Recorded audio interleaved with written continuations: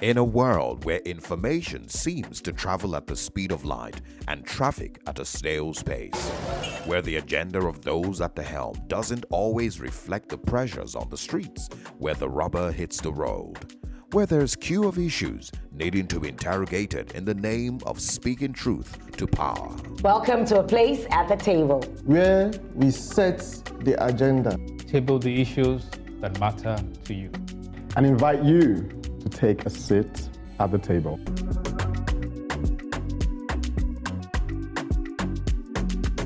You are indeed welcome to a place at the table where everybody not only has a seat, but has a VIP status. Today, I'm celebrating some very special human beings, our mothers.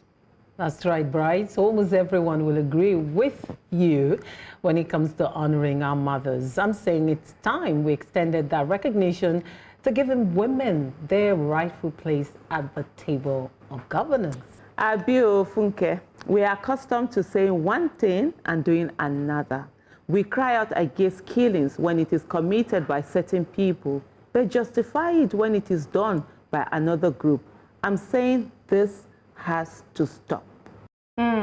Aisha, when it comes to the loss of life, the death of one person is one death too many. I'll be calling for an urgent emergency reform to value and invest in saving lives.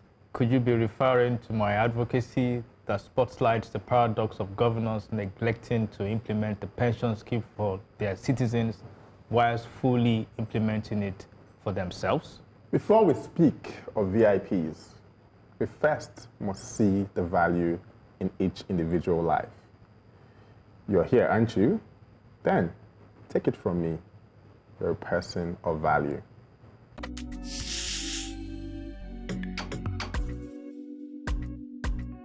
Tonight, I want us to pause and honor the unsung heroes, our mothers. Not just with flowers and hashtags, but with truth. Because being a mother isn't soft. It is strength wrapped in gentleness, sacrifice dressed in smiles. We often celebrate what mother gave, but rarely talk about what it cost them. The mothers who wake before dawn, not because she's well rested, but because the market is calling. The mother who ties wrapper around her waist, sweat on her forehead, selling, trading, working so hard so her children can eat, learn, dream. Some mothers don't get a choice. Some carry the weight of being both father and mother. Single mothers who became everything because someone walked away from their responsibilities or was taken too soon. They carry 1,000 worries and still manage to carry us. They show up day after day, doing whatever it takes to protect, to provide, to nurture. Even when they're exhausted, even when they're afraid. And most times, we don't see the weight they carry. We only see the smiles. I think of my own mother. I'm very lucky to have two. First, my birth mother, a trader who taught me what it means to build, to work, to rise. She shaped my hustle, my discipline, my heart. My second mother, I call her Mama J, who became more than a mentor, but a mother to me in the wilderness of my 20s. A mother who has taught me to lead with kindness, with courage, and with compassion. Women like these don't just raise children, they raise nations. So tonight, this is for every mother who goes unnoticed. For the ones who bend so their children can stand tall. For the ones who carry the world on their backs and still make dinner. For the mothers who loved fiercely, sacrificially, and without applause. You are the backbone of society. You are the quiet force shaping tomorrow. And today, we see you. We honor you. And we celebrate you. There you go. Cheers to all the lovely mothers we have on this table. Cheers to all the mothers out there as well. And all the great fathers that stayed and didn't walk away from their responsibilities. I beg. Let mothers take their flowers. No, we are not doing that. Thank you for this advocacy, Bride. My favorite part of it is sacrifice dressed in smiles. A large part of motherhood is sacrifice. At every point in a man can afford not to participate in parenting, but for a woman, it's totally different. At every point in time, every decision you're taking has to be, how will this impact my child? When people go, oh, you're so this, I'm like, my children are at the point where they have friends on social media, right? They are not on social media, and their friends screenshot my content to them. And sometimes we get to discuss it. So I need to be in a position where I can always judge. Your first role as a parent is role modeling. So I need to be able to exhibit behaviors that I wouldn't be upset about when it is, when they exhibit similar behaviors. Sacrifice dressed in smiles. Parenting is all about sacrifice. So motherhood is 3 steps higher. Yeah, but you have to do it, and then you have to do it gracefully, smiling all around. A cost that a lot of men fail to acknowledge is the cost of motherhood. We have the career cost, and then you have the personal expression cost. The career cost, with every child you have, you lose at least 3 to 5 years of your career years, even if you're still in the workforce. And the personal expression cost, we've been seeing, I don't know if you saw a viral video of a woman who was playing soccer in the living room.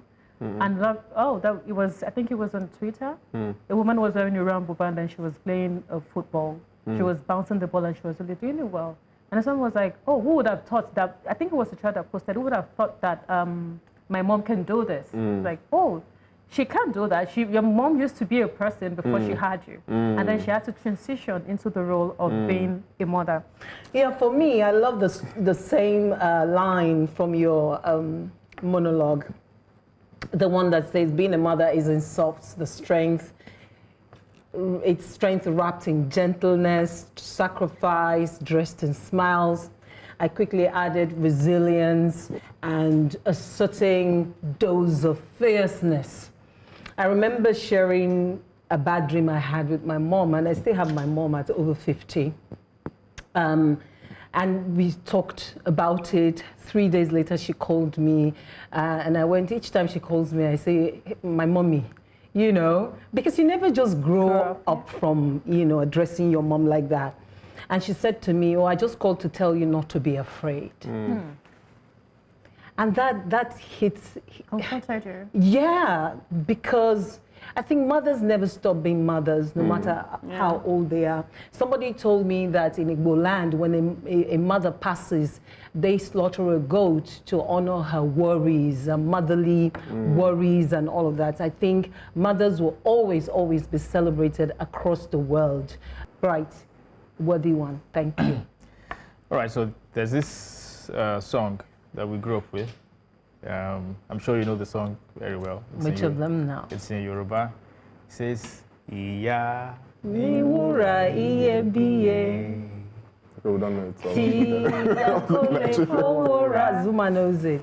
So, what it means The music is universal, so we just do it. this is a woman that Mother is gold.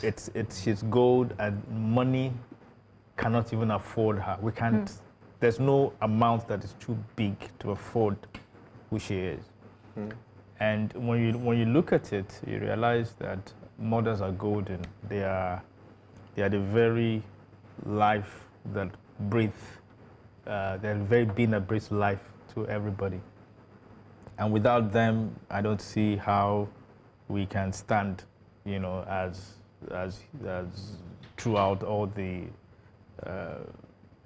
things that life throws at us. And when I look back and I remember my mom, at the time when she was caring for us, and we had 5. She had 5 of us, 4 boys and 1 girl, back-to-back boys. You know what it means to have boys. Tell me about it. And we gave her a nickname then. It was Ya, which was nickname for Yaje. The truth really is that she was the one constant in our life. Dad was gone for work a lot. Dad had to do other things, we understood that, but mom was always there.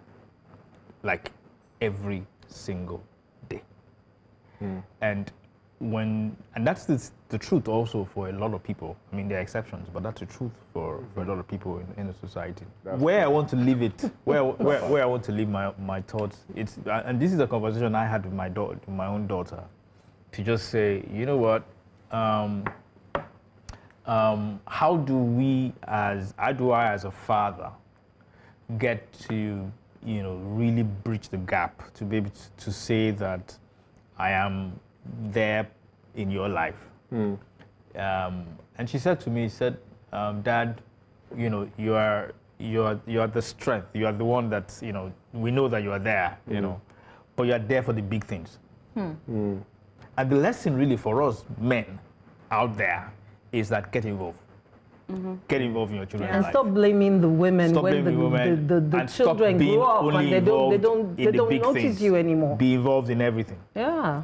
So it's those little things that actually matter a lot. And for me, one of the things I'm happy about when it comes to motherhood, by the way, let me say something, I'm not a motherly person.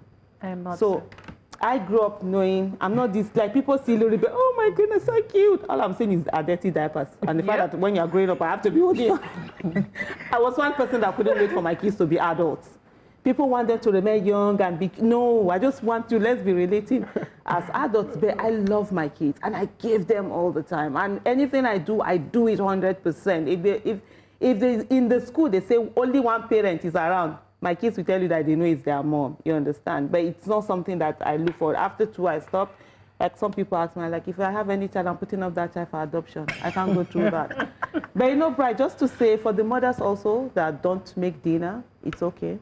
Yeah. It's okay not to make that. And there's food on the table. You don't have to do it. You don't have to be a superwoman. Learn to love yourself, because sometimes, this whole thing about being sacrificial, it's been ingrained in us, and then sometimes mothers don't know how to take care of themselves, and then you get frustrated, you're putting out that frustration on others. Just love yourself, because you have to love yourself to be able to give that love out. The moment you give birth, your life is mortgaged. It's over. That's why sometimes when I see people who are like having difficulty with, having kids, I'm like, okay, just take some moments, enjoy yourselves and your marriage, because when these kids start coming, your life is mortgaged forever. It doesn't matter how many you have. Like sometimes my mom would still call me to ask me whether I've eaten. Ask about the grandchildren, beyond even just, just the kids. And so these are some of the things, we have to keep working on. We all have this in common. One way or the other, we are all born of a woman. Mothers and women certainly deserve their flowers. It's long overdue for them to occupy that place at the table.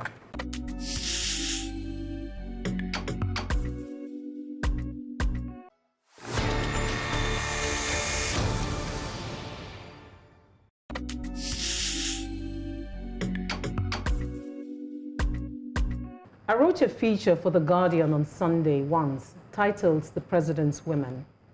It was at the instance of then editor German Anikolapo. The piece chronicled how former President Obasanjo lavishly appointed women in key governance areas, and how robust and significant the contribution of those women were to Nigeria.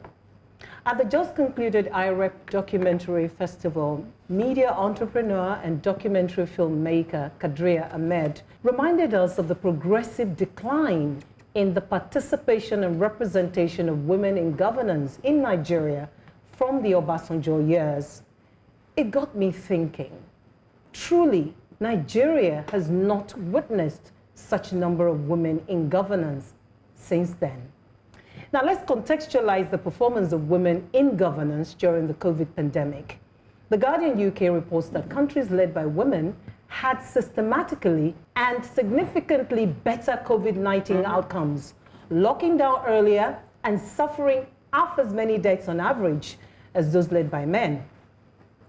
Osdenero et al. 2023 did a study on 14 female presidents' countries: Bangladesh, Barbados, Belgium, Bolivia, Denmark, Estonia, Finland, Germany, Iceland, Lithuania, New Zealand, Norway, Serbia, and Taiwan. It says 63% of women-led countries launched coordinated information campaigns before their first confirmed case of COVID-19. And now to Namibia's female president, Nandi Ndaitwah, who has created an unprecedented situation in Africa globally, with women constituting 60% of our cabinet. Namibia now presents a progressively trackable case study of the representation, participation, and performance of women in governance. I find it intriguing, especially because the biggest democracy in the world, the United States, has failed twice in electing a woman to the highest political office in the land. Femi Odugbemi, co-founder of IREP Documentary Festival, talked about imagination engineering. He said a black president happened in America because there were movies portraying a black president being in charge and taking important decisions. The movies suggested strongly to Americans that a black president was possible, and it came to be.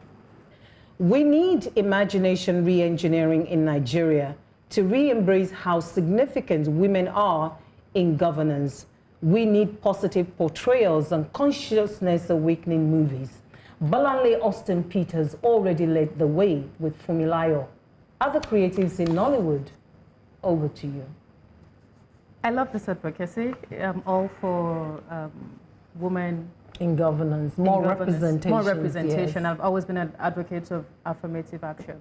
Beyond us, I know you closed your advocacy with representation. That's right. But beyond representation, Nigeria is a largely patriarchal society. And the major barrier to a woman being in elective post is economic constraint. The amount of money required to win an election in Nigeria and the amount of power plays involved makes it very difficult for women to participate at a high level. Since 1999 till date, we've had a major decline. You know, Obasanjo gave us 3 senators and 10 House of Rep women representation. It peaked in 2011 when we had 7 female senators and 26 House of Rep members. Today, we have 3 senators and 11 House of Rep members. Like, that's removing Natasha from them because they used to be now 4. we have removing Natasha from them. Yeah. Now they used to be 4. You know, we've done more than 20 years, and you know, it's backward, not even forward. And it's so sad that despite the pushing of the 5 gender bills that ensure 35% affirmative action, women are largely better risk managers. They are more cautious. I like the COVID statistics because we are less impulsive. We are more focused on long-term outcomes, and we are better at avoiding catastrophic losses. So this is a win. This is a strength and a weakness in governance sometimes. But then again, women are largely able to balance the losses. The idea is we don't want to lose anything. We want to advance, but we also don't want to lose anything. Women-led businesses, they also deliver better return to investors. So it's very important to have more women in governance so that the outcome for the entire country can be better. So I'm going to focus more on proving why it's important that women take leadership role, because I feel like a lot of people want to say, oh, you know, they're this and they're that. So I'm going to give an example of a story. In 1968, there's this high school outside of Seattle. It's called Lakeside High School. And this high school, they had a mothers club. This is 1968. Yeah, they had a mothers club, right? And the mothers came together and bought a computer. Now, this is a high school. Back then, there were about 303 million kids across the world that were in high school. And out of those 303 million kids, only very few schools, very few high schools had access to computer, even, you know, universities. And today, that high school, there were 2 kids. One is Bill Gates, the other one is Alan, and both of them created Microsoft. Interesting. And then Bill Gates would always say, without Lakeside High School, there is no Microsoft. Because that computer that the mothers came together to buy is what he was working with every single day. During play period, he was there trying to understand how it worked, and he was able to build that interest for computers. What I'm trying to say, in essence, is women have foresight, right? That's one thing that we do not, because we have instant problems that we need to solve. So we're only looking for instant solutions as men. But women are long-term investors. That's why they would train a child today, knowing the fact that this thing I'm teaching you now will help you in the future. So women are nurturers. They're nurtured, they have foresight, and that ability is what we're wasting in our society. Just imagine, outside the political system, we have more women running, banks now. Look at the growth rate. Like, there's evidence that these banks are making way more profits since they have female MDs and female CEOs.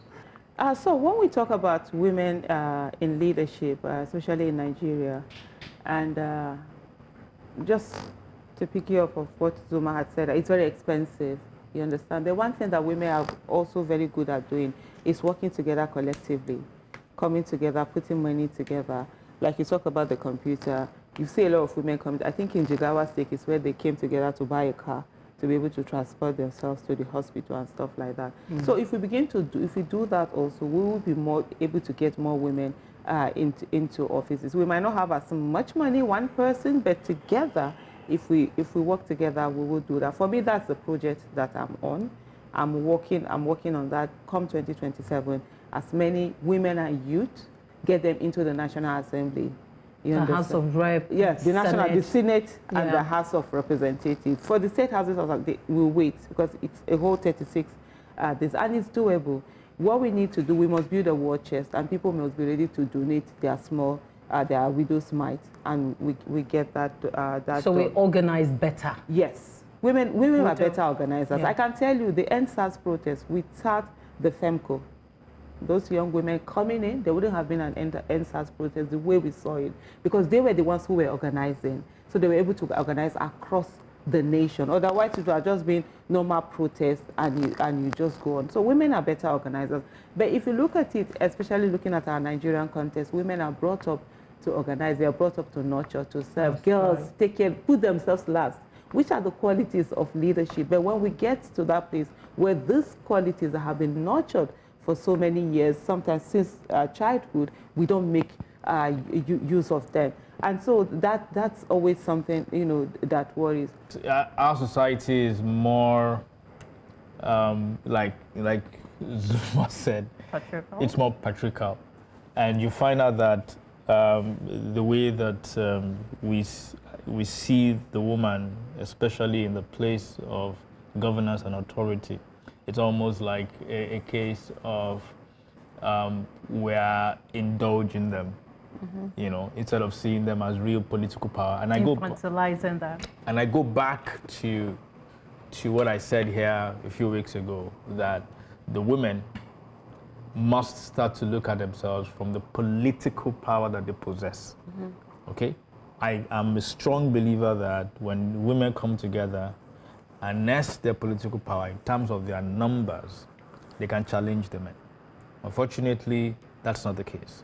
And so the advocacy, which I would love Aisha and a lot of advocates, activists that are working in that region, is to let women know their rights and their political power. Let them exercise that political power, get enough of those of their people in the National Assembly, and then they can start dictating the rules. Yes, indeed. It's that political power that I celebrate in the movie Fumilayo by Bolanle Austin Peter. Yes. It is powerful. And to see how women, just as Aisha said, can organize quite naturally. I think we need more of such movie portrayals to push us, to help us reimagine women in governance. It's time we got our heads and imaginations to grasp that fact. Women deserve a seat at the table. There is no justification for the existing imbalance. In this day and age, haba. Haba, mana. Funke, it shouldn't surprise you. After all, we have taken to justify evil and calling it good.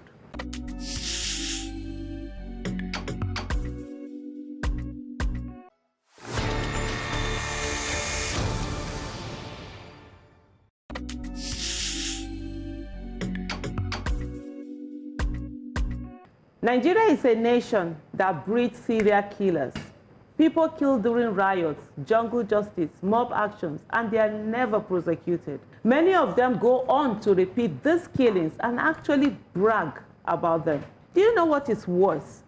Seeing seemingly sane human beings defend, politicize, and even justify these killings.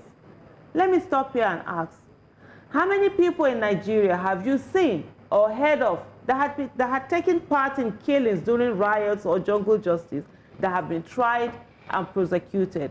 It is not a rhetorical question. Ponder on it. The killers in Nigeria have hit the jackpot because they will always find those that will defend them.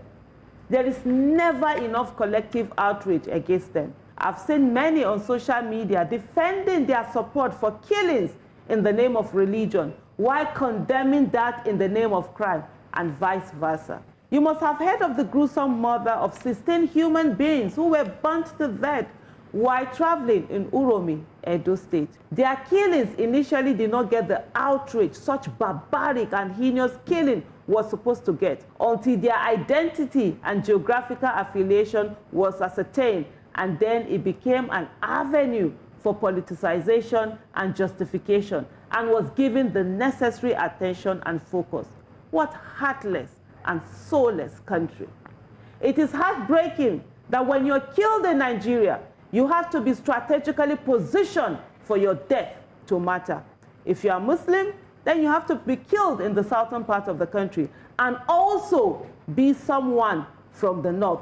It wouldn't matter if you are from the south and Muslim. If you are Christian, then you have to be killed in the northern part of the country. Otherwise, your death will not garner sympathy, even from people with whom you share the same faith or geographical affiliation. Until we see the murder of any human being for the gruesome act that it is, and not based on the lens of any justification, these killings will not stop. And so it comes down to consequence management. The reality today is that people justify what, in any case, should not even be any basis for justification. Yeah. And they use all sorts of tropes. They use the ethnical trope, they use a religious trope, anything.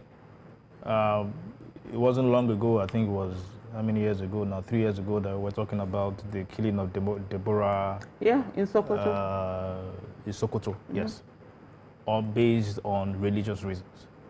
And I could very well remember that there were many people, I was shocked to find out there were a lot of people who came out publicly on social media to justify the killing, the extrajudicial killing of somebody just because she was alleged to violate some religious whatever. We have to, as a nation, do better. And I don't have much to say than to call on the authorities to act. And one way they can do that is to make sure that anyone who is caught, whether for good reasons or whatever reason, is caught extrajudicial killings.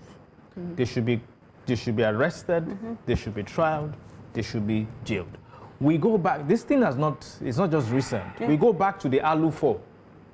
That's right, in Port Harcourt. I don't know how many people remember that. I remember that. Where 4 young men were mobbed, they were killed. And today we don't know about what happened to inconclusive, nothing. So the Nigerian authorities must do better. And if we're able to probably use this particular case as an example of sending a message, then let's do that.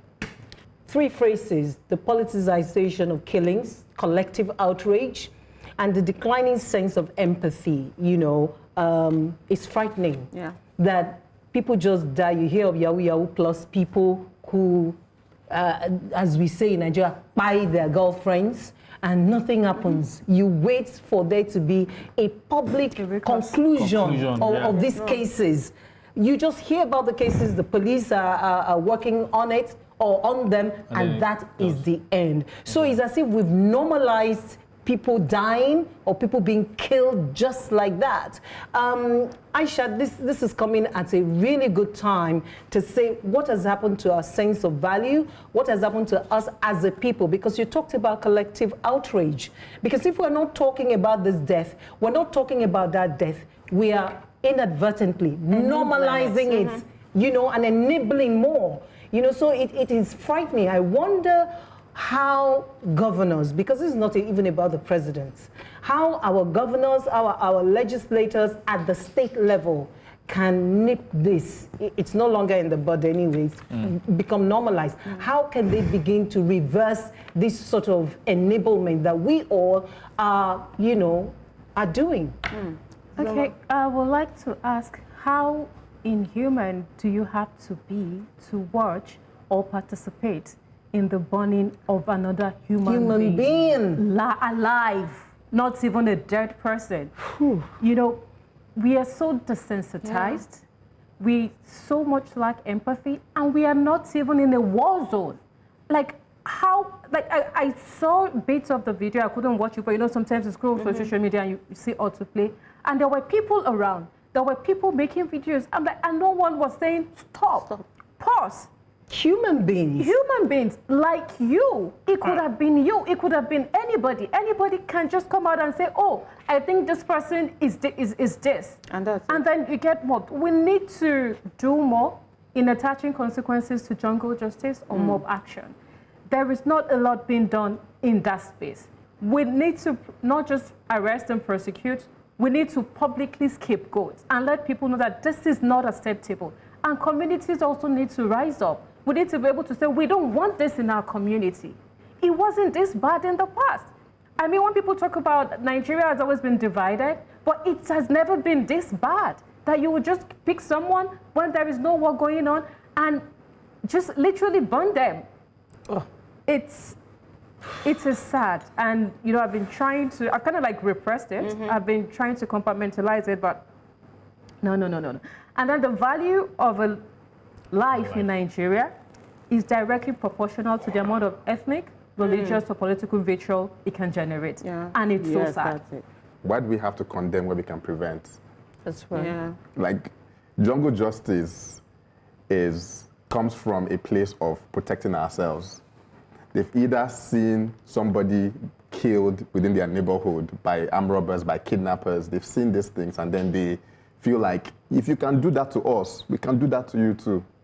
Lack of understanding, lack of education. We're talking about people who are in the lower part of our society, right? It doesn't justify. So how do we make sure that we prevent it from happening in the first place? By making sure that we have proper security in these communities so that the people within the community don't take laws into their hands and having to protect themselves in the first place, right? And then also, when we talk about things like you said, a case will come up, we hear about it, but we hear about it because the media takes it up. Not because police come and tell you. Because you report it, I report, we all report it, but we don't follow up. Because once it goes, we don't come back and say, wait, guys, what happened to this thing? We have to be, the media has to be the one to bring it back to the attention of the people, because you brought it to attention in the first place. Right, so if we want to do this, it's a collective effort. It's every arm taking responsibility. It's the judiciary taking responsibility to make sure that anybody that's caught is held accountable. It's the media taking responsibility to make sure that they follow up. And then the government also, they must begin to prosecute people. Nothing stops anything like people actually paying the price. But right now what we have, over time, someone will still guide it, someone will they will get away with it. At the end of the day, if we do nothing, this will continue to go up. We teach our children to call a spade, whereas we have taken to calling it whatever we like, and that has to stop. Aisha, it's clear that some values not only have to be taught, but instilled through reforms, and this includes the value of life itself.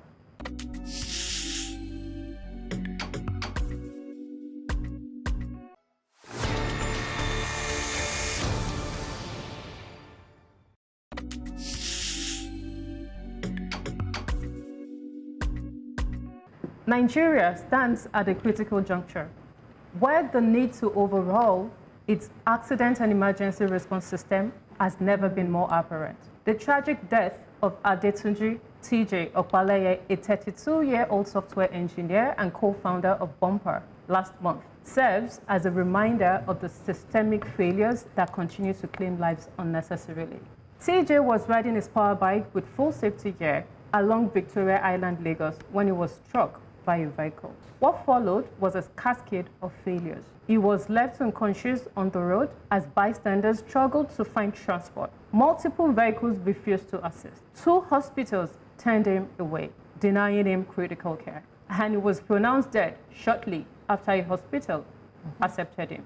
TJ's death is not just the loss of a brilliant and promising entrepreneur, it was a preventable death, enabled by an inadequate awareness of our emergency response system and patient rights. Bystanders had no clue about the emergency service framework, as there was no mention of anyone calling the emergency response number of 112 for immediate emergency support. This is a number that is known to be active and responsive in at least 17 states in Nigeria, including Lagos. They were also unable to provide life-saving first. Over 70% of trauma deaths occur before reaching a hospital in Nigeria due to inadequate on-the-ground support to victims. We need to do better. There is a need to embark on a public awareness campaign on the use of 112 and train community volunteers, police and road safety personnel in basic life support like CPR, bleeding control, and all of that, as this can empower them to act as first responders. There is a need to enforce Section 20 of the Nigeria National Health Act, which mandates that a healthcare provider, worker, or establishment shall not refuse a person emergency treatment for any reason, and there are penalties attached for non-compliance. TJ's death demands more than mourning. It necessitates immediate systemic change. Until Nigeria prioritizes a functional emergency response, more lives will be needlessly lost. Let its tragedy be the catalyst for a system that values everyday life. If I just come in, where you talked about let this strategy be a catalyst, you know, for me, that's one thing that really pains me about the tragedies that happen in Nigeria. They are never catalysts. We move on. It doesn't change anything. It doesn't change. Even, for example, you see a lot of things that have been changed in a number of countries. It's because something happened to someone and someone took it on. I used to be one person when anybody is looking for anything, medical aid on social media, whatever it is, I would donate something. And I get to a point, these people get well, they move away. They don't bother about others who don't have access to social media. Like the sickness you had, somebody else had it. What are you doing to make a difference? And it's just like, you know, it goes on. One thing also that I think that we fail repeatedly to understand is that we're all victims waiting to happen. That's right. I tell people, I say, look, this Nigeria, being a victim in Nigeria is a matter of when, not if. Because the victim card is going, it's not that if you become a victim, no, it's when it will touch everybody. It will touch everybody. So what are we doing to prevent this? What are we doing to put this in place? The act that you talked about, there are penalties. How many people have been punished? Who have faced the consequences of turning someone away and not treating them? And you know, just like what Bright had said earlier, people are afraid.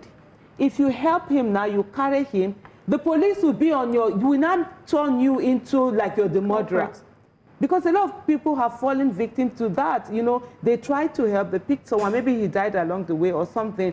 They are not the ones that are being punished as if they're the ones who actually did that. We just have a failed country, failed system, no governance. And one thing we all have to understand, this saying that inshallah it will not happen to me, I'm covered in the blood of Jesus, it will not happen to me, it's not working. Because the people it's happening to, they are also covered with such a selfish bunch of people. I mean, we need to be putting names behind this. You said 2 hospitals denied him treatment. They have names, Nabi. Let's call the names of the hospitals. Like we should start naming and shaming. Yes. Let's call the names of these hospitals so that, you know, things can happen. So I can't say where I live exactly, but I live in a certain place where the road to that place has been one lane for a long time. Recently, they now did another lane, right? So it's easier for me to like just drive straight down to town and drive back. And yesterday I was because I just opened the road, so I was just driving and I'm like, damn. So easy to actually get things done. Yeah. Like, how much did this cost? How long ago did they put this in the budget? Why did it take this long? Right now, there's a whole lot of that whole area now is now open to a lot of people who can afford certain amount of rent because there's a road that leads them to town and back. Accessibility. 15 minutes, 10 minutes. Before it's like 2 hours because of the traffic. And in my head, I'm like, why is it that our leaders don't understand that when they do what they're supposed to do, they benefit from it too? Like, why would you take money that you can use to better your society for a lot of people, and you take it to yourself and you spend it within yourself and your family, and you're buying Lamborghini for people? Like, why? Like, how selfish, how inconsiderate, how wicked are you to see that if you just do the little things, that it affects not just you but everybody around? Like millions of people get to benefit because that road works. Why can't we do the same thing for our healthcare system? Whoever is in charge of that budget, why can't we implement it properly? My friend always say, Bright, the way you're living your life, if you're driving yourself, you're going home by 12, the day Nigeria will happen to you, you will know self to no day. No, there's not. This guy is a successful CEO. Maybe for good. He's a successful CEO. He doesn't even live here. Do you understand? Can you see that it happens to both the rich and the poor? Oh, gosh. So when we that have the opportunity to have a voice, that are privileged because we're able to boycott all of the different things that people within the lower part of society are going through, understand that one day, if you do not do anything about it, like Aisha said, if you don't do anything about it, it will come for you. Because the day you mistakenly get into an accident, your crew is not going to be there. Your family is not going to be there. It's those people in the lower part of society that you ignore every single day and drive past them like a bad boy, that people are going to be around and going to be like, I don't want wahala. I'm thinking solutions, right? So what do we do? I mean, this has happened so many times. People get into medical crisis. They're unable to get help, support, and all that, and then eventually they die for reasons they shouldn't die. And this brings me to the whole health insurance thing. Today, yes, you quoted the right legislation. The challenge you have is that even as of today, there is no good public option in terms of health insurance. There are a lot of private health insurance programs for big men like Bright and co.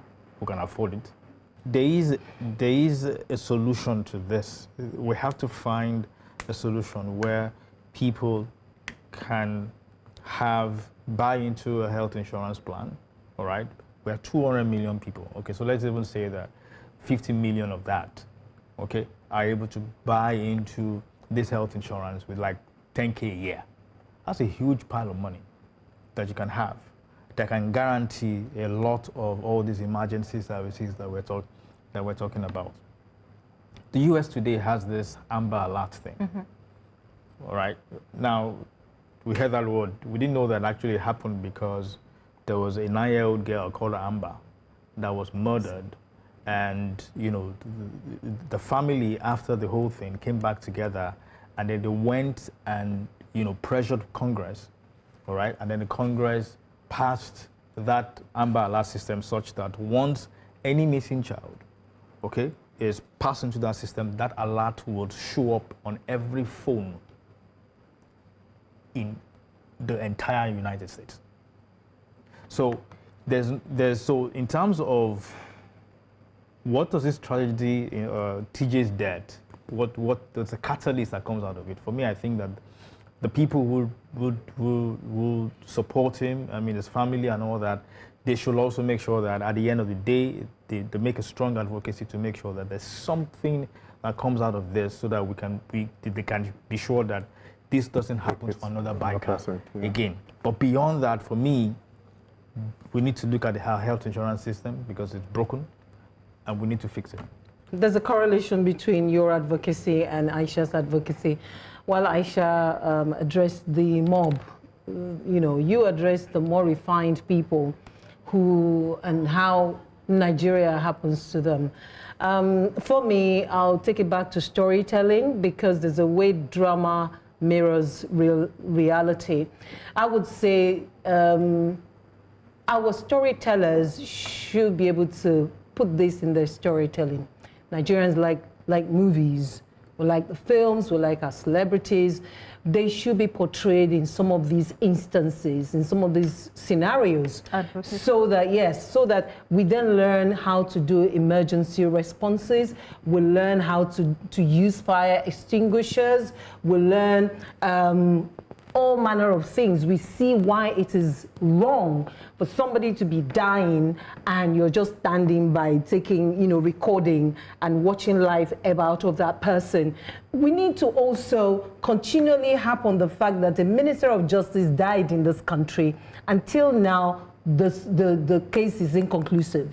So if you have that kind of high-profile person die and nothing gets done at the end of the day, how much less ordinary citizens? Look at this. I read just yesterday that somebody also came from the diaspora, was picked up by the police because of the happening at Uromi. Because policemen are randomly picking people there. So this guy came, he had to bail himself out with ₦1 million. I read that in one of the newspapers. So you see, there's also the contribution of the police force to all of these. If you keep victimizing people who try to help, just as somebody said here, other people are going to be scared of stepping in and helping people to survive. So as a people, we need to have this conversation on a larger scale. Our legislators, I keep saying legislators because they are entrusted with the Constitution at the local level. So if you're not doing anything and just sitting every day, standing allowance, sitting allowance, what about the people you're supposed to minister to? And I use that word loosely, not in the church context. So as a people, we have to want to move forward. A pregnant woman died because a hospital refused to treat her without a deposit of 500K. Well, how many regular people have 500K to deposit in Nigeria of today? But that woman died. Time over time at the table, we've spoken about a National Orientation Agency and how they should engage different parties to pass across their message. Again, the message is to the National Orientation Agency. You can engage storytellers, artists, kit makers, musicians, to amplify whatever message that is relevant to the populace. We have identified that the way we consume information is through media. We can do a whole lot more in that space. Except society is founded on the premise that every life matters, it bears more resemblance to a jungle, right, Yinka? Without a doubt, Zuma. It is therefore a sign of degradation when we fail to provide for the weaker ones amongst us.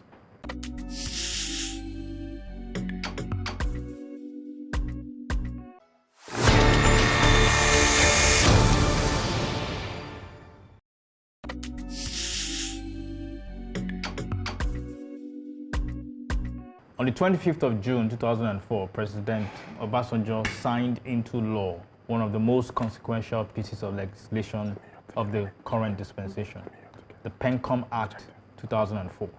The act mandated that employers must contribute 10% of emoluments, while workers contribute 8% of emoluments as pension in a retirement savings account. Section 4, Subsection 5 of the Act further mandated employers to maintain a group life insurance policy in favor of each employee. Over the last 20 years, the scheme has registered over 10.5 million workers, which represent 80% of Nigerians in formal employment, and has over 21 trillion naira in assets under management.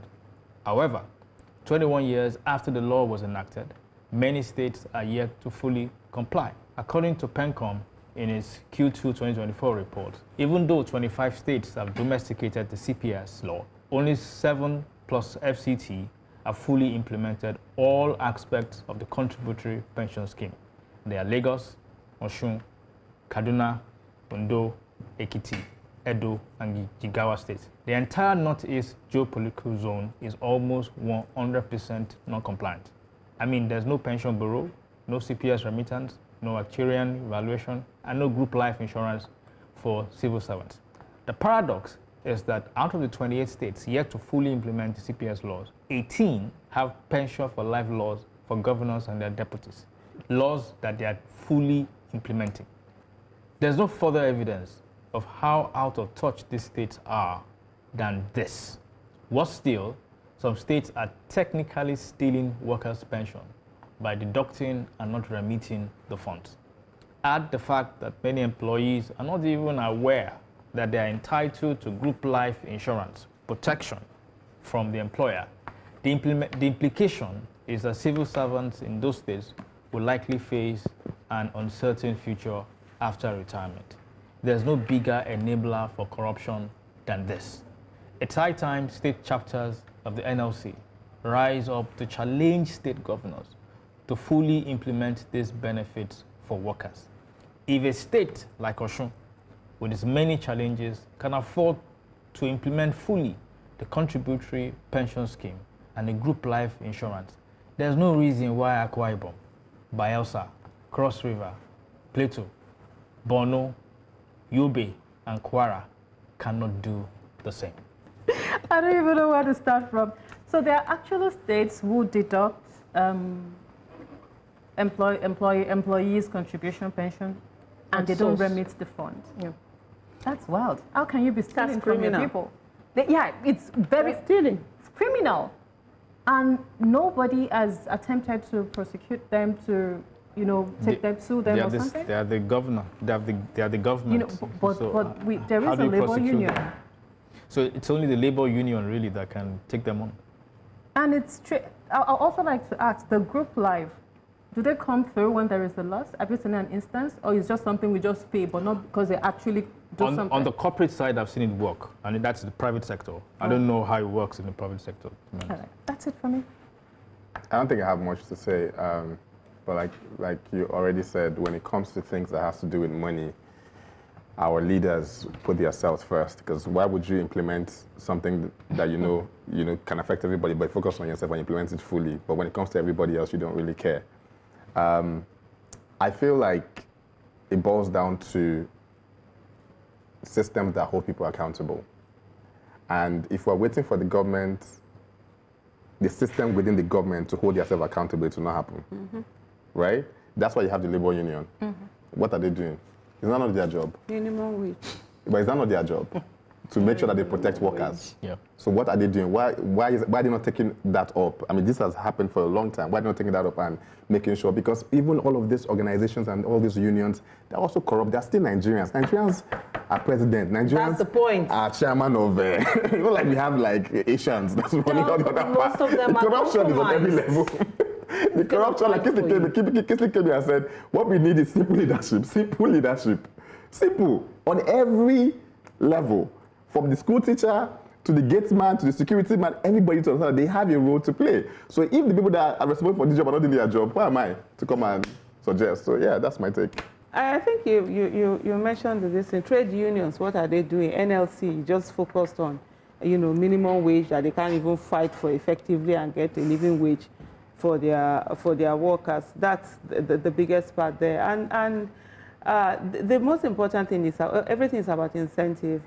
They don't have incentive to do the right thing, so they can steal. And then when the worker is also stealing from government, doing some corrupt things, they feel justified because, after all, they're also taking our money and they are going to give, so let me take this one the way I want to have it. And at the end of the day, it still comes down to politics. It's about governance, and the way you get the people that will govern is through politics. And as long as people are not understanding the relationship between governance and their lives, that's how they will just keep doing anyhow, and then we allow people to get away with a whole lot of things. It's really sad. I wish there was some recommendation that would work. But you see, when you have a government that is not responsive and reactionary for a little time and then they move on, they acknowledge some of these lapses, but then what is the long-lasting thing that they do to stop it from reoccurring over and over again? You see a governor, a former senator, they're on pension for life. Mm-hmm. They get 2 houses, 4, cars. You get continually, in addition to even if they moved to the Senate, then they get this too continuously. And then you wonder, Nigeria has money, Nigeria is a very wealthy country. But you see, what about the people, the ordinary people? You keep seeing them, you know, queuing up every month. You see them doing re-registration. They want to be sure that they're still alive and they're the one collecting pension. You see, so until, I don't even know who can fight for us. Who will fight for us, Yinka? You will fight for yourself. Nobody is coming to save anybody. Every Nigerian needs to stand up. You know, Zuma and I were because talking... the trade unions are compromised. You know? Yinka will fight for us. I mean, Zuma and I were talking about how when it comes to chasing the corporate, the private sector, the government is very good. Oh, yes. They will text you, Chasing they will call for you. compliance. They will hound you, literally. The question is, who is going to chase the government, the state government? The federal government is very compliant with this law, so there's no issue there. But we have state governments who just refuse to comply. It's the people. So the question is, who is going to chase them? The people. It's the people. But are they even aware? How? They are not So aware. they need to be. So we need to be aware. So How? The By media. voting them out. It's the media that will begin to make them aware. Because we are media. Okay, all right. So We are for us it's part-time. We are full-time. Trying. yeah. All right. We push to rebalance the scales. We push for a society where the strong aren't allowed to prey on the weak, but where the weak are protected and provided for. Join us same time next week for more critical conversations at the table. Till then, it's goodbye from all of us.